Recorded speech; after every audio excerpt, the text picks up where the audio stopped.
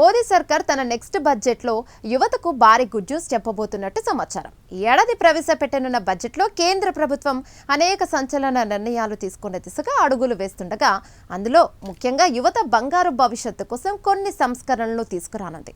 ఇక ఇప్పటికే ప్రధానమంత్రి ఇంటర్న్షిప్ యోజన కింద స్టైఫండ్ను ఇస్తున్న మోదీ సర్కార్ దాన్ని కాస్త 11,800 రూపాయలకు పెంచబోతున్నట్టు సమాచారం.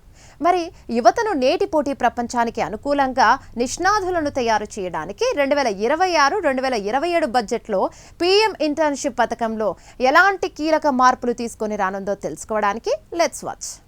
ఈ ఏడాది ప్రవేశపెట్టనున్న బడ్జెట్లో కేంద్ర ప్రభుత్వం అనేక సంచలన నిర్ణయాలు తీసుకునే దిశగా అడుగులు వేస్తోంది. ముఖ్యంగా యువత కోసం పలు సంస్కరణలు తీసుకురానుంది. ఇందులో భాగంగానే పీఎం ఇంటర్న్షిప్ పథకం స్టైఫండ్ను 5,000 నుంచి 11,800కు పెంచుతారని సమాచారం. అయితే ఇప్పటికే దేశంలోని యువతకు నైపుణ్య శిక్షణ ఇచ్చి ఉపాధి అవకాశాలను మెరుగుపరచడమే లక్ష్యంగా పీఎం ఇంటర్న్షిప్ పథకాన్ని తీసుకొచ్చింది మోదీ సర్కార్.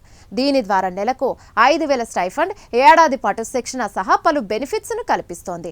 అయితే ఈ ఏడాది బడ్జెట్లో పీఎం ఇంటర్న్షిప్ స్కీమ్లో కీలక మార్పులను తేనున్నట్టుగా తెలుస్తుంది. ముఖ్యంగా స్టైఫండ్ 11,800కు పెంచబోతున్నట్టు సమాచారం. మార్చి 2026 నుంచి ఈ పెంపు ఉండేలా బడ్జెట్లో ప్రకటన చేయనున్నారని తెలుస్తోంది.